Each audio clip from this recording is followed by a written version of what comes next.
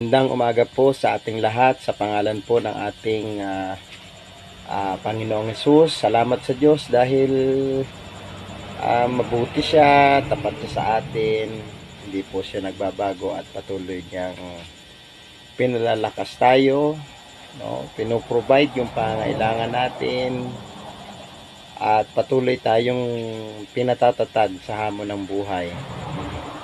Okay, bago po tayo makinig ay tayo muna po ay manalangin. Dakilang Diyos, salamat po sa umagang ito, sa lakas at buhay na pinagkakaloob mo sa amin.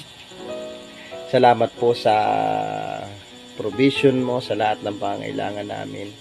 Salamat sa umagang ito, salamat sa pag-iingat mo sa buong magdamag na kung saan ay mayroong kaming lakas, mayroong kaming buhay upang muli ka naming mapasalamatan, muli ka naming masamba at mabigyan ng kaluwalhatian sa araw na ito, sa umagang ito. Samahan mo kami sa aming pong maiksing pagbubulay ng iyong salita.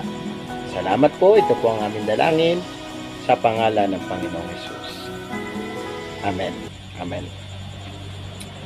So, mayroon po sinabi sa Biblia, ang sabi po ng Bible, sa aklat po ng unang Tesalonica 5 verse 17. No, ito po ay patungkol sa pananalangin.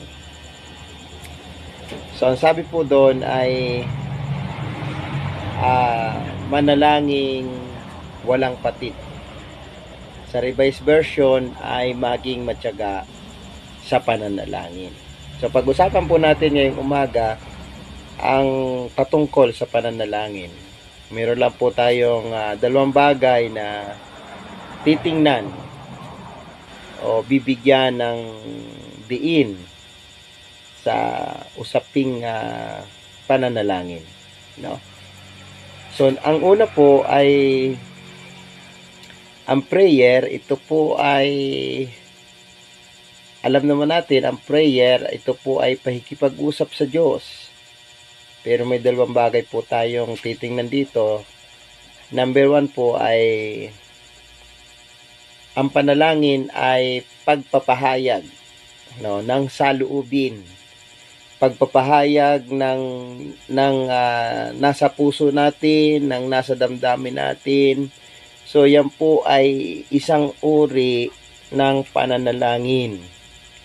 No, nakapaloob po sa pagpapahayag ay yung tinatawag na pagpupuri sa Panginoon, no? Pagsamba sa Panginoon. So, yan po ay pagpapahayag natin sa Diyos. Isa pong uri ng panalangin po yan.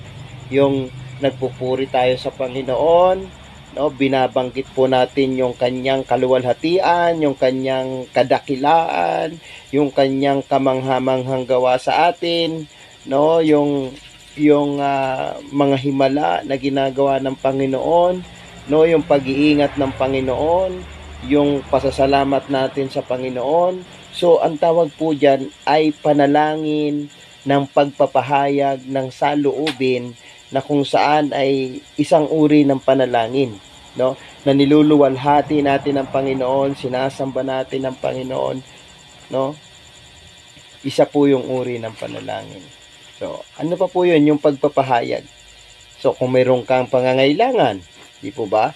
Yan po ay pagpapahayag. Sinasabi mo sa Panginoon yung iyong mga pangangailangan, yung iyong mga kahilingan, sinasabi mo sa Panginoon. No? Pangangailangang material, pangangailangang financial, at pangangailangang espiritual. So, ipinapahayag natin ito sa Panginoon. Huwag tayong mahihiya na sabihin ito sa Diyos kasi siya yung ama natin eh. Siya yung tatay natin. Siya yung nagpo-provide ng ating mga pangangailangan. Kaya nga sinabi niya sa kanyang salita eh. Mateo 7, di po ba? Sabi doon, humingi kayo. Mateo 7 verse 7. Humingi kayo at kayo bibigyan. Kumato kayo at ang pinto'y bubuksan. Humanap kayo at kayo makasusumpong. So, ibig sabihin, Ito po ay kalooban ng Panginoon, no, sa uri ng pananalangin. Kalooban ng Diyos na ipahayag natin sa Panginoon yung ating saloobin. Yung nasa puso mo, yung pangangailangan mo, ipinapahayag mo ito sa Panginoon, no? Yung nasa kalooban mo, nasa puso mo, nasa damdamin mo, na sinasamba mo ang Panginoon, no, na pinupuri mo ang Panginoon, ipahayag po natin ito. Isa po yung uri ng pananalangin. Ang bagay po na uri ng panalangin ay yung pakikinig.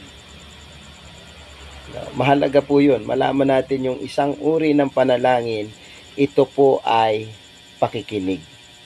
Hindi lang yung tayo yung nagpapahayag, tayo yung nagsasalita ng ating saloobin, ng gusto nating sabihin sa Panginoon. So, kailangan marunong din po tayong makinig sa sinasabi ng Panginoon. Marunong din tayong makinig sa sinasabi ng Banal na Espiritu. Isa po yung uri ng pananalangin. Paano tayo nakikinig sa Panginoon? Una, pag tayo po ay nagbabasa ng Biblia. Di po ba? Alam niyo po ba yung pagbabasa ng Biblia, pagdi-devotion, isa po yung uri ng panalangin. Binabasa mo yung salita ng Diyos, habang binabasa mo ito, pinapakinggan mo yung sinasabi ng Panginoon, pinakikinggan mo yung sagot sa iyo ng Panginoon. Minsan yung mga katanungan natin, minsan nagpipray tayo sa Panginoon, di po ba? Minsan ang Biblia ang sumasagot eh. Pag tayo nakikinig ng ganitong mga pangangaral ng salita ng Panginoon, at pakikinig po yan sa sinasabi ng Panginoon, isa po siyang uri ng panalangin. Kasi ang prayer ay pakikipag-usap sa Diyos. No? Ibig sabihin, pag nakikipag-usap ka, hindi lang ikaw yung nagsasalita. Ibig sabihin, yung kinakausap mo, siya ay nagsasalita. At nagsasalita po ang Diyos sa pamamagitan ng kanyang mga salita ng Biblia. Pag nagbabasa tayo, kapag nakikinig tayo ng salita ng Panginoon, nagsasalita ang Diyos. Saan pa nagsasalita ang Panginoon? Sa mga sitwasyon, sa buhay, sa mga nangyayari sa ating buhay. Diyan nagsasalita ang Panginoon. Sa ating konsyensya, sa ating puso, sa ating espiritu, nagsasalita ang Diyos. Dapat po, isang uri ng panalangin, marunong po tayong makinig sa sinasabi ng ating Panginoon. Kaya nga napaka-importante sa buhay ng isang mananampalataya ang mayroon po siyang katyagaan sa pananalangin. Mapansin natin yung unang Tesalonica verse 17, pag binasa natin yung verse 16 doon, di po ba ang sabi po doon, magala kayong palagi.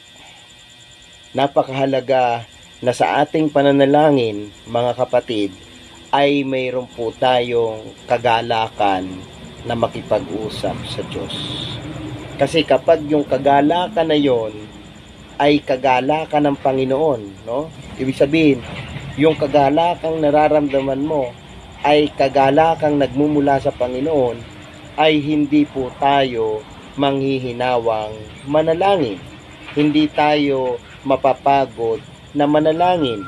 Hindi tayo mapapagod na makipag-usap sa Panginoon. Hindi tayo mapapagod, no, na makinig sa sinasabi ng Panginoon. Hindi tayo mapapagod, hindi tayo manghihinawa na makinig sa pakikinig ng salita ng Diyos, no? Hindi tayo magsasawa na basahin ang kanyang mga pangako, ang kanyang mga salita. Purihin po ang Panginoon. Nawa po ay sa maiksing mensahe na ito ay mayroon po tayong natutunan. Pagpalain po tayo ng Panginoon. Saglit po tayong manalangin. Dakilang Diyos, salamat po sa umagang ito. Salamat po sa mga salita mong buhay na narinig po namin ngayong umaga, na alam po namin na ito po ay nagsilbing pagkain ng aming espiritual na buhay ngayon pong umaga. Amin pong dalangin na ang salita mong buhay na ito ay magministeryo sa buhay ng bawat isa. Magsilbi itong sustansya, enerhiya, at lakas ng aming mga pananampalataya. Salamat po sa buhay ng bawat isa. Salamat din po sa lahat ng mga kapastoran, Panginoon, dito po sa aming seksyon, section 6, Panginoon, sa pangunguna po ng aming presbyter at ng buong pamunuan, kasama ng lahat ng mga pastor.